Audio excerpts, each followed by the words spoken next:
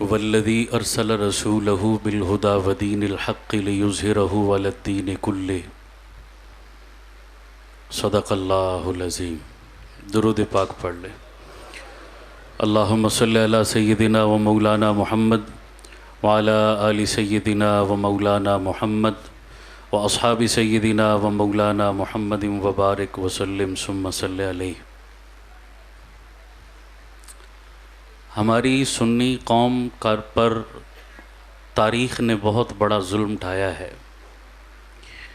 اور آج تک ہماری سنی نسل کو یہ باور کرانے کی کوشش کی گئی کہ صحابہ اور اہل بیت آپس میں جدا جدا تھے، ایک دوسرے کے دشمن اور باغی تھے، نعوذ باللہ۔ آج تک میری قوم کو یہ بتایا گیا کہ نبی پاک صلی اللہ علیہ وسلم اور سادات کا تعلق بنو ہاشم سے تھا، اور اس کے مد مقابل بنو امیہ رہا۔ کہا گیا کہ حضور جب میدان میں آئے تو نبی کا مقابلہ کرنے کے لیے ابو سفیان میدان میں آئے۔ نبی کا تعلق بنو ہاشم سے اور ابو سفیان کا تعلق بنو امیہ سے۔ نبی کے بعد جب حضرت علی میدان میں آئے تو جناب علی المرتضیٰ کا تعلق بنو ہاشم سے، اور اس کے مد مقابل حضرت امیر معاویہ میدان میں آئے، ان کا تعلق بنو امیہ سے۔ حضرت علی کے بعد ان کے بیٹے جناب حسن اور اس کے بعد حضرت حسین میدان میں آئے، ان کا تعلق بنو ہاشم سے، اور ان کے مد مقابل یزید میدان میں اترا، یزید کا تعلق بنو امیہ سے۔ تو دیکھیں یہ ایک دوسرے کے مد مقابل شروع سے چلے آ رہے ہیں، اور بنو امیہ اسلام کے دشمن رہے، لہٰذا صحابہ اور اہل بیت کا آپس میں کوئی جوڑ اور ربط نہیں۔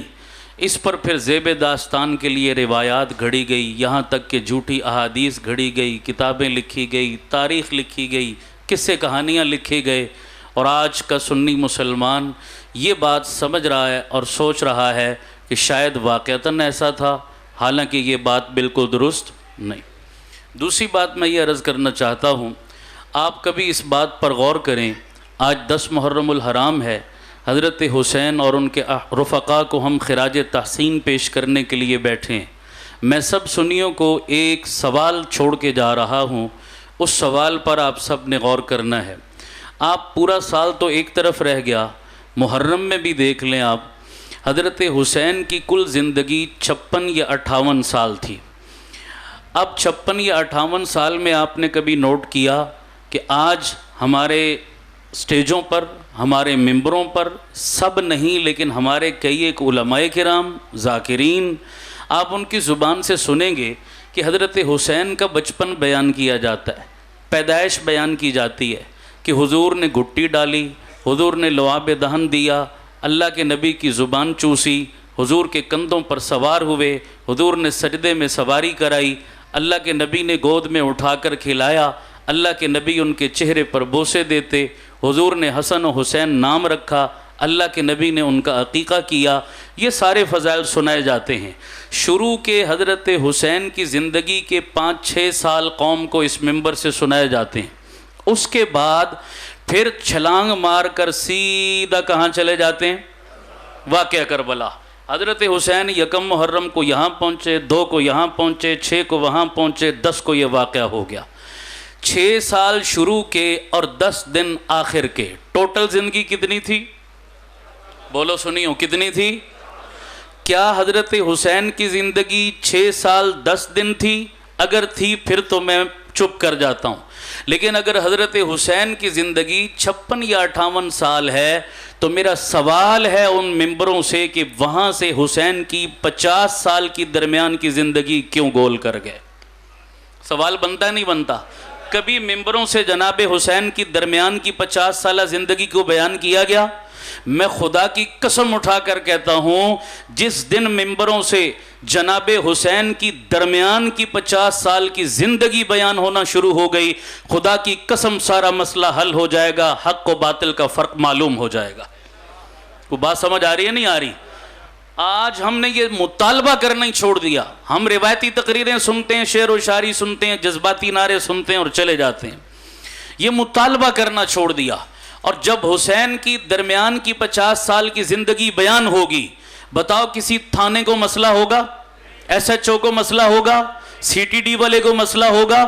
یہ تو امن کی زندگی, پیار کی زندگی, محبت کی زندگی کہ جناب حسین نے ابو بکر کے 2 سال ابو بکر کے ساتھ کیسے گزارے, میرے حسین نے جناب عمر کے زمانے میں 10 سال کیسے گزارے, میرے حسین نے جناب عثمان کے زمانے میں 12 سال, سارے بولو, کیسے گزارے.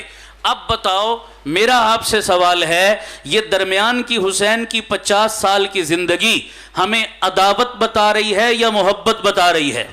اونچی بولو جس کا ایمان ہے. پیار بتا رہی یا نہیں بتا رہی؟ میرا وقت اجازت نہیں دے رہا, کوئی لمبی چوڑی لسٹ گنوائی ہے انہوں نے باقی مہمانوں کی بھی, تو میں تو اتنے لمبے چوڑے پروگرام کا قائل بھی نہیں ہوں, نہ اتنا وقت ہوتا ہے. اس لیے میں صرف 2 باتوں پر اکتفا کر کے اجازت چاہوں گا. پھر کبھی موقع ملا تو میں حضرت حسین کی زندگی کے ہر دور کو واضح کروں آپ کے سامنے. اور اس وقت ضرورت ہے ان ممبروں سے جناب حسین کی درمیان کی 50 سالہ زندگی کو بیان کیا جائے. پیغمبر کی وفات کے چند دن بعد مسجد نبوی کے مصلی پر سیدنا صدیق اکبر نماز پڑھا رہے ہیں. نماز پڑھا کے مسجد سے جب باہر نکلے نا امام صاحب, تو جیسے آج امام کی نمازیوں سے ملاقات ہوتی ہے, ابو بکر کی بھی اپنے مقتدیوں سے ملاقات ہو گئی. کہو سبحان اللہ. ان مقتدیوں میں جو سب سے پہلا مقتدی تھا اس کا نام علی ابن ابی طالب تھا. بولو کیا نام تھا؟ دوسرے مقتدی کا نام علی کے بڑے بیٹے جناب حسن ابن علی تھے. دونوں باپ بیٹا نے ابو بکر صدیق کی ابتدا میں نماز پڑھی. کب؟ حضور کی وفات کے. حضرت حسن ابھی چھوٹے تھے, 9 عمر تھے, نماز کے بعد مسجد میں باہر بھاگ رہے تھے. حضرت ابو بکر صدیق نے بھاگتے حسن کو پکڑا اور اپنے سینے پہ چمٹا لیا, پیشانی پہ بوسہ دے کے کہا, بھائی علی, تیرا بیٹا تیرے مشابہ کم ہے, نانا کے مشابہ زیادہ ہے. اس کی چال ڈول بتا رہی ہے اس کی مشابہت تجھ سے کم ہے, نانا سے زیادہ ہے. علی یہ بات سن کر ہنس پڑے اور مسکرا پڑے. بتاؤ یہ دشمنی کی دلیل تھی یا یارانے کی دلیل تھی؟ ایسی باریک باتیں بندہ یاروں سے, دوستوں سے کیا کرتا ہے, اجنبیوں کے بیٹے سینے سے لگا کر کبھی کوئی ماتھوں پہ بوسے نہیں دیا کرتا. ابو بکر صدیق علی سے پیار کر رہے ہیں, علی صدیق کے پیچھے کھڑے ہو کر نمازیں پڑھ رہے ہیں. سیدنا فاروق اعظم رضی اللہ تعالی عنہ کا زمانہ ہے. توجہ کرنا, ایک مجوسی نسل نے نماز کی حالت میں حضرت عمر کو خنجر مارا. حضرت عمر نماز کی حالت میں کیا ہو گئے؟ شہید ہوئے, زخمی ہوئے. کچھ دن انہوں نے موت و حیات کی کشمکش میں گزارے, بیمار پڑے تھے. میرے پیر علی حضرت عمر کی عیادت کے لیے تشریف لائے. جب حضرت عمر کی عیادت کے لیے پہنچے, دیکھا حضرت عمر زار و قطار رو رہے ہیں. میرے پیر علی نے پوچھا, عمر رونے کی وجہ اور سبب کیا ہے؟ حضرت عمر نے فرمایا, علی لگتا ہے آخری وقت قریب ہے, لیکن انجام کا پتہ نہیں کہ جنتیوں میں سے ہوں یا دوزخیوں میں سے ہوں. وہ بندہ جس کو دنیا میں نبی نے جنت کی بشارت سنائی, عشرہ مبشرہ کے منصب کا مالک, لیکن خوف خدا کا یہ عالم کہ جب پتہ نہیں میں جنتی ہوں یا دوزخی ہوں, اپنے انجام کو دیکھ کے رونا آ جاتا ہے. سنو الفاظ سنیو, پوری ذمہ داری سے کہہ رہا ہوں, اور دونوں شیعہ سنی کتابوں میں یہ حوالے موجود ہیں, میں ذمہ دار ہوں. توجہ رہے میری جانب. حضرت علی نے کہا, بھائی عمر میں گواہی دیتا ہوں تو جنتی ہے. بولو اونچی سبحان اللہ. حضرت عمر نے پوچھا, علی تو کیسے اتنے وثوق سے کہہ سکتا ہے میں جنتی ہوں؟ تو جناب علی المرتضیٰ نے کہا, بھائی عمر میں نے 1 مرتبہ نہیں, 2 مرتبہ نہیں, 3 مرتبہ نہیں, لا تعداد مرتبہ اپنے پاک پیغمبر کی سچی زبان سے سنا ہے کہ میرے پیغمبر نے فرمایا, لوگوں جنت میں بڑی اور بڑی عمر کے لوگوں کے سرداروں کا نام ابو بکر و عمر ہے. نوجوانوں کے سردار حسن و حسین ہیں, اور بڑی عمر کے لوگوں کے سردار ابو بکر و. یہ کئی مرتبہ میں نے سنا. اور بھائی عمر سن, اس کا گواہ تیرے جنتی ہونے کا صرف میں نہیں ہوں، میرا بیٹا حسن بھی تیرے جنتی ہونے کی گواہی دے رہا ہے۔ بتاؤ یہ دشمنی کی علامت ہے یا پیار کی؟ اونچی آواز سے بولو، اور اونچی آواز سے بولو۔ آگے میں ایک ایک حوالے پہ اکتفا کر لوں، ورنہ ہر دور کے حوالے پیش کروں بات بہت لمبی ہو جائے۔ سیدنا عثمان غنی رضی اللہ تعالیٰ عنہ کا دور خلافت، حضرت عثمان کے دور خلافت میں ایک پوائنٹ سنیے، بلکہ اس سے پہلے میں ایک بات اور عرض کرتا ہوں محبت اور بھائی چارے پر سنیو، ان باتوں کو یاد رکھا کرو اور سب کو بتایا کرو۔ بتاؤ گے انشاءاللہ؟ ان چیزوں کی تبلیغ کرو گے نا سارے؟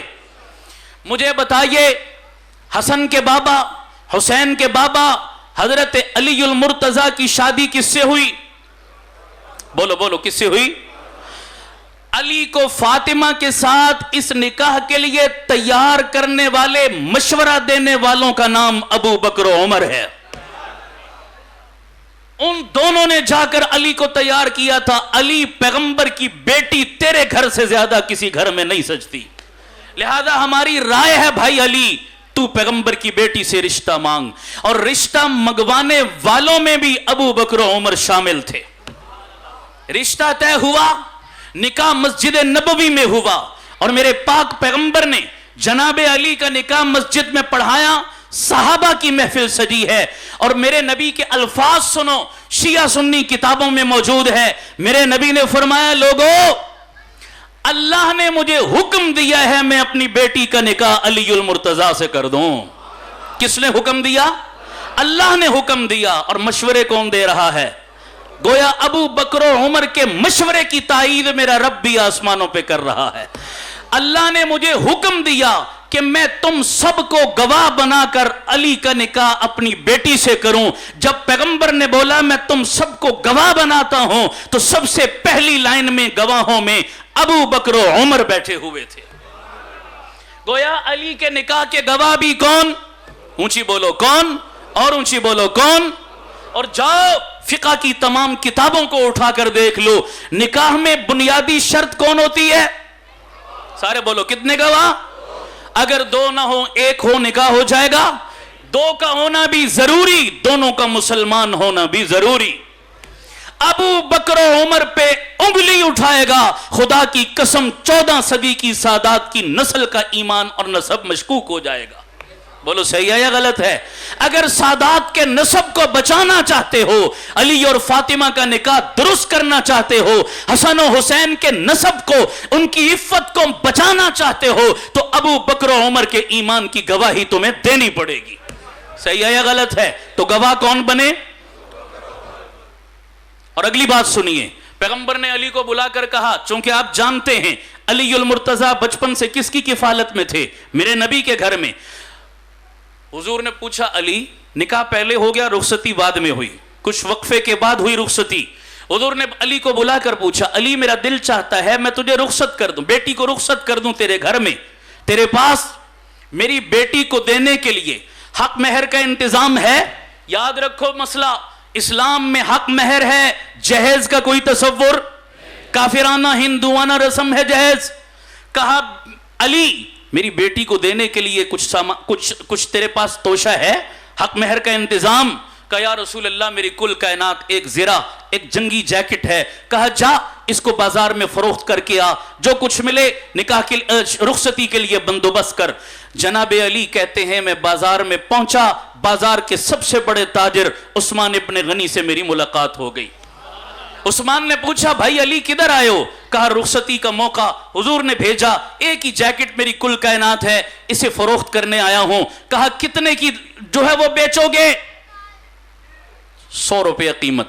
کتنی؟ اس زمانے کے حساب سے 100 روپیہ۔ علی نے کہا 100 کی دیتا ہوں۔ عثمان نے کہا تھوڑے ہیں اور بڑھا ریٹ، حالانکہ خریدنے والے کی کوشش ہوتی ہے ریٹ۔ عثمان نے کہا اور زیادہ کر، کہا 200، کہا تھوڑے اور زیادہ کر، 300، تھوڑے اور زیادہ کر، کہا 400 درہم۔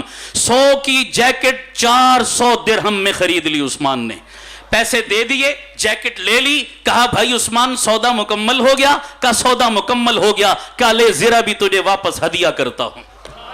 عثمان کی آنکھوں میں یہ باتیں کہتے ہوئے آنسو آ گئے، رو کر کہنے لگے میرے بھائی علی، اس سے بڑی عثمان کے لیے کیا سعادت ہے کہ محمد کی بیٹی کا نکاح ہو اور عثمان کے پیسوں سے ہو رہا ہو، رخصتی عثمان کے پیسوں سے ہو، میری دولت اور کس دن کام آئے گی، میرے لیے سعادت کی بات ہے۔ اور سنیو، دل پہ ہاتھ رکھ کے بتاؤ، بھائی بھی شاید اتنی بڑی قربانی نہ دیتے ہوں جتنی قربانی یہ اصحاب ثلاثہ علی المرتضیٰ کا گھر بسانے کے لیے دے رہے ہیں۔ دل پہ ہاتھ رکھ کے بتاؤ، یہ نفرت کی علامت ہے یا پیار کی؟ سارے بولو، کتنے غلط بیج بوئے گئے میری قوم میں فرقہ واریت پیدا کرنے کے لیے، میری قوم کو آپس میں دست و گریبان کرنے کے لیے، میری قوم کو آپس میں لڑوانے کے لیے کتنا جھوٹ بولا گیا اور تاریخ کو مسخ کیا گیا۔ آج میں موٹے موٹے اشارے کر رہا ہوں۔ یہ زرہ خرید جو ہے وہ واپس ہوئی، حضور کو آ کر حضرت علی نے سارا واقعہ سنایا، پیغمبر نے جھولیاں اٹھا کر عثمان ابن عفان کو دعائیں دی۔ خیر، اگلی بات سنیے، جب یہ مال بھی آ گیا، پیسے آ گئے حضرت علی کی زرہ اور جیکٹ کے، تو رسول پاک نے اپنے بچی کے گھر کے سامان کی خریداری کے لیے حضرت علی سے کہا، علی پیسے آ گئے ہیں، اب بازار سے جا کر شاپنگ کرنی ہے، سامان جمع کرنا ہے شادی کے لیے، اکیلے جا کر مشکل ہوگا، ایسا کرو شادی کے موقع پر جاؤ اپنے ابو بکر بھائی کو ساتھ لے کر اپنی شادی کی خریداری کرو۔ نوجوانوں میں تم سے کہتا ہوں یار، شادی کی تیاری 6 مہینے سال پہلے شروع کرتے ہو، بازاروں کے چکر کس کے ساتھ لگاتے ہو؟ دوست، رشتہ دار، کزن، بھائی، قریبی، خونی، اپنوں کو لے کر جاتے ہو؟ نہیں جاتے۔ ایسے موقع پر اپنے پیش ہوتے ہیں۔ پیغمبر کی نظر میں بھی ان کا یارانہ تھا، علی کی شادی کی خریداری کے لیے ابو بکر صدیق بازار سے خریداری کر کے لاتے ہیں۔ اب یہاں ایک الگ مسئلہ ہے کہ وہاں چٹائی خریدی، مشکیزہ خریدا، تکیہ خریدا، پیالہ خریدا، کھجور کی چھال خریدی، یہ اس طرح کا کچھ سامان خریدا، یہ جہیز تھا؟ میں نے ایک جگہ اس موضوع پر بیان کیا، مجھے ایک بندہ کہنے لگا جی آپ جہیز کے مخالف ہیں، پیغمبر نے بھی تو اپنی بیٹی کو یہ سامان دیا، یہ بھی تو جہیز تھا۔ میں نے کہا یہ مصطفیٰ نے نہیں دیا تھا، یہ علی کے پیسوں سے خریدا گیا تھا۔ علی خامن تھا، خامن اپنی بیوی کے لیے سامان خرید رہا ہے، پیغمبر نے اپنی بیٹی کو سامان نہیں دیا۔ اور اگر تم کہتے ہو پیغمبر نے یہ سامان دیا تو پھر پیغمبر کی بیٹی ایک نہیں کتنی ہیں؟ تو میرا چیلنج ہے، لا کسی حدیث کو پیش کر کہ پیغمبر نے باقی 3 بیٹیوں کو بھی رخصتی کے موقع پر سامان دیا ہو۔ کیا پیغمبر نا انصافی کر سکتا ہے؟ نہیں۔ جب بقیہ 3 کو بھی نہیں دیا تو فاطمہ کو بھی نہیں دیا۔ یہ سامان علی اپنی جیب سے خرید کر انتظام کر رہا تھا۔ تو شاپنگ کرنے والے کون؟ او بولو سارے۔ پھر جب شاپنگ ہو گئی، رخصتی کی باری آئی، تو میرے پیغمبر نے اپنی 2 بیویوں کا انتخاب کیا کہ میری بیٹی کی سگی ماں خدیجہ فوت ہو چکی ہے، آج اس کی ماں نہیں جو اس کو تیار کرتی۔ بیٹیاں سب کو پیاری ہوتی ہیں، میرے پیغمبر کو بھی اپنی جگر کا ٹکڑا ایسے ہی پیارا تھا۔ میرے پیغمبر نے فرمایا میری بیٹی کو دلہن بنانا ہے، تیار کرنا ہے، اسے اس کے خامن کے گھر بھیجنا ہے۔ ازواج مطہرات میں سے پہلے نمبر پہ ام سلمہ کا انتخاب کیا اور دوسرے نمبر پہ میری تیری ماں اماں عائشہ کا انتخاب کیا۔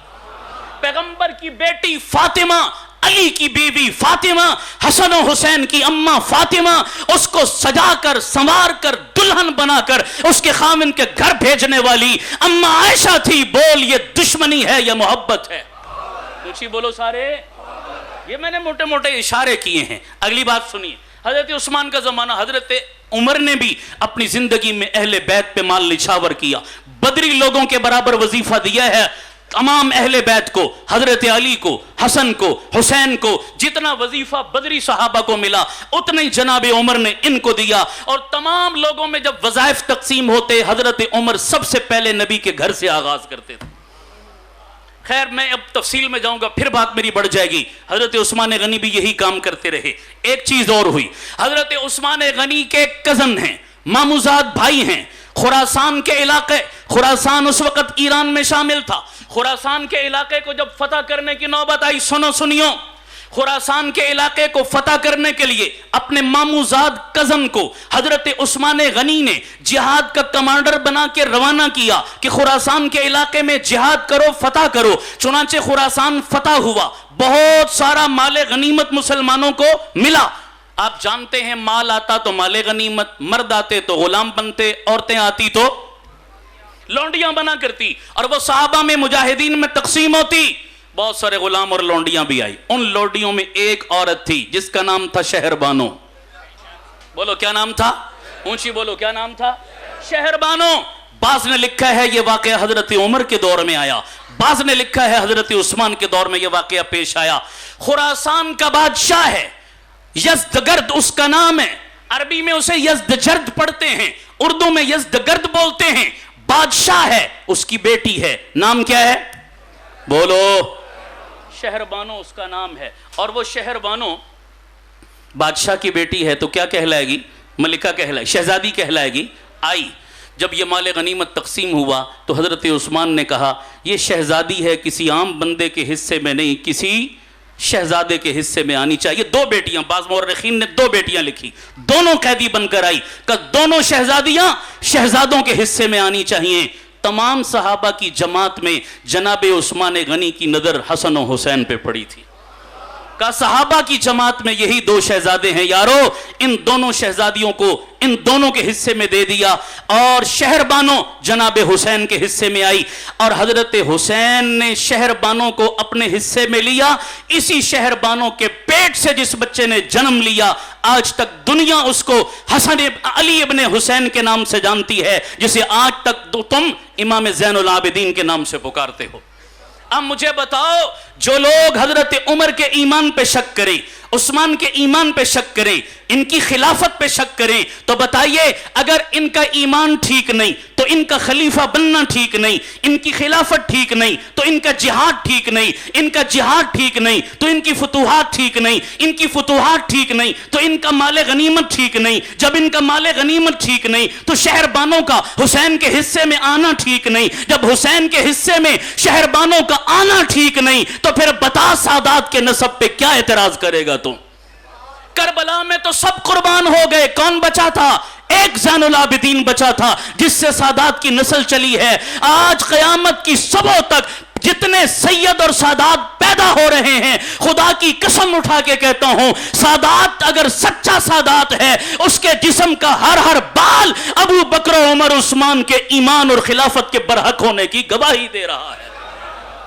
دے رہا نہیں دے رہا؟ اگر اعتراض کرو گے تو سادات کے نسب کو بچانا تمہارے لیے کیا ہو جائے گا؟ مشکل ہو جائے گا. یہ حضرت عثمان یہ شہزادیاں شہزادوں کو دے رہے ہیں. بولو یہ پیار کی علامت ہے یا نفرت کی؟ اونچی آواز سے بولو. میں شارٹ کرتا ہوں یار, مختصر, اور مہمان آگے ہیں, توجہ. میں 100 کی 2 باتیں کرنے لگا ہوں, 100 سونار کی 1 لوہار کی. یہ لوہار والی سنو, یاد رکھو اس کو.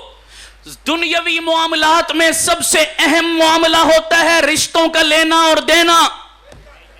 دین کے معاملات میں سب سے اہم معاملہ ہوتا ہے کسی کی اقتداء میں نماز پڑھنا. تمام عبادات میں سب سے اہم عبادت, اور بولو یار, سنیو, اپنے منہ میں زبان اور زبان میں جان پیدا کرو.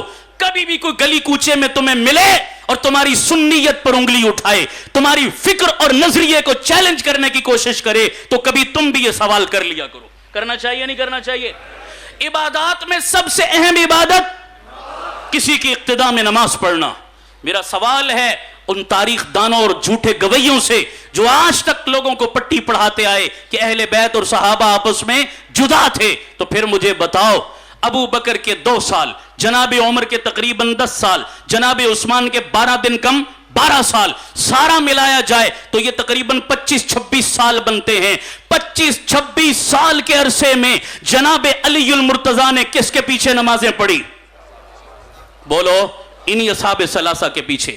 آج میں اور آپ گئے گزرے نمازی, گئے گزرے گناہگار بندے جو ٹوٹی پوٹی نمازیں پڑھتے ہیں, ہمیں پتہ ہے خدا کی قسم, ہم جیسا گیا گزرا بندہ اگر اپنے امام پر کوئی ڈاؤٹ آ جائے, اعتراض آ جائے, دل مطمئن نہ ہو, خدا کی قسم ہم مسجد بدل لیتے ہیں. کر لیتے ہیں نہیں کر لیتے؟ دور کی مسجد میں چلے جاتے ہیں, یار مولوی صاحب پتے میرا دل مطمئن, میری نہ پچھے نماز ایک ہی تے پڑھ دیں, وہی ٹوٹی پوٹی نہ ہوئی, کیڑا فائدہ نماز پڑھن دا؟ بتا, علی کی نماز اور علی کا ایمان تیرے جتنا بھی نہیں تھا. تو نماز پر غیرت کھا کہ تیرے امام میں اگر ڈاؤٹ ہو جائے, تیرا امام ظالم و جابر ہو, تو اس کے پیچھے نماز نہ پڑھے. علی جن کو غاصب کہتا تھا تیرے نظریے میں, علی جن کو جو ہے وہ ظالم کہتا تھا تیرے نظریے میں, ان کے پیچھے 2-4 دن نہیں 25-26 سال نماز پڑھتا رہا، یا تو علی کے ایمان کا انکار کر، یا علی کی ہاں میں ہاں ملا اور ابو بکر عمر عثمان کی خلافت کا اقرار کر۔ صحیح ہے یا غلط ہے؟ اور دوسرا اہم معاملہ دنیا کا ہے، رشتے لینا اور رشتے، بتاؤ تینوں خلفائے ثلاثہ نے اہل بیت کو رشتے دیے بھی ہیں، اہل بیت سے رشتے۔ ابو بکر و عمر نے پیغمبر کو بیٹیاں، بولو بولو، پیغمبر کو بیٹیاں، پیغمبر نے اپنی بیٹیاں عثمان و علی کو دی۔ پیغمبر کا تعلق بنو ہاشم سے، عثمان کا تعلق بنو امیہ سے۔ بنو ہاشم کی 2 بیٹیاں کس کے گھر میں جا رہی ہیں؟ بنو امیہ عثمان کے گھر میں۔ بتا بنو ہاشم و بنو امیہ کی محبت کی علامت ہے یا نفرت اور دشمنی کی؟ اونچی بولو سارے، کوئی مائی کا لال انکار کر سکتا ہے ان رشتوں کا؟ جناب علی المرتضیٰ نے بیٹی کس کو دی؟ جناب عمر کو دی ہے۔ علی جو ہے وہ سسر بنا، عمر داماد بنا ہے۔ بتاؤ یہ پیار کی علامت ہے یا نفرت کی؟ اونچی آواز سے بولو، یہ پیار کی علامت ہے۔ حضرت عثمان غنی رضی اللہ تعالی عنہ کا پوتا ہے، اور جو حضرت عثمان غنی کا بیٹا ہے بنو امیہ کے گھر میں آ رہا ہے، حضرت عثمان غنی کے بھتیجے سے نکاح ہو رہا ہے، پیار کی علامت۔ حضرت حسین کی 2 بیٹیاں، ایک کا نام سکینہ ہے، ایک کا نام فاطمہ ہے۔ حسین کی دونوں بیٹیاں جناب عثمان کے پوتوں کے نکاح میں آ رہی ہیں، ایک کا نام زید ہے، ایک کا نام عبداللہ ہے۔ حسین اپنی دونوں بیٹیاں عثمان کے پوتوں کے ساتھ بیاہ کے بنو ہاشم کی، بنو امیہ سے رشتہ داری کو پختہ کرتا ہے، اور تو بکواس کرتا ہے آپس میں دشمنیاں تھی۔ وہ بات سمجھ آ رہی نہیں آ رہی؟ اپنے دشمنوں کے نام پر اپنی اولادوں کے نام کبھی کوئی بھی، اونچی آواز سے بولو، کبھی کوئی بھی۔ ابو جہل دشمن، ابو لہب دشمن، فرعون دشمن، نمرود دشمن۔ بتاؤ دشمن ہے یا نہیں؟ مجھے بتاؤ کبھی کسی نے اپنے بچے کا نام فرعون رکھا ہو، حامان رکھا ہو، شداد رکھا ہو، نمرود ابو جہل رکھا ہو؟ رکھا؟ وہ دشمنوں کے اچھا ناموں کے ساتھ عقیدت جڑی ہوتی ہے۔ آج اگر کوئی بندہ اپنے بچے کا نام رکھتا ہے کسی شخصیت کے نام پر تو کیوں رکھتا ہے؟ اسے اس شخصیت سے کیا ہے؟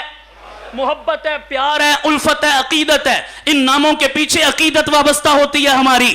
چیلنج کرتا ہوں سنیو، جاؤ گلی محلوں میں، آج 10 محرم ہے، مجالس بپا ہیں، ان مجالس میں 72 شہداء کا ذکر ہو رہا ہے۔ وہاں محمد کا ذکر ہوگا، اون کا ذکر ہوگا، عباس علمدار کا ذکر ہوگا، وہاں علی اصغر کا ذکر ہوگا، علی اکبر کا ذکر ہوگا۔ لیکن اسی میدان کربلا میں حضرت حسین کے بھائی ہیں، حضرت علی کے بیٹے ہیں، نام ابو بکر ہے۔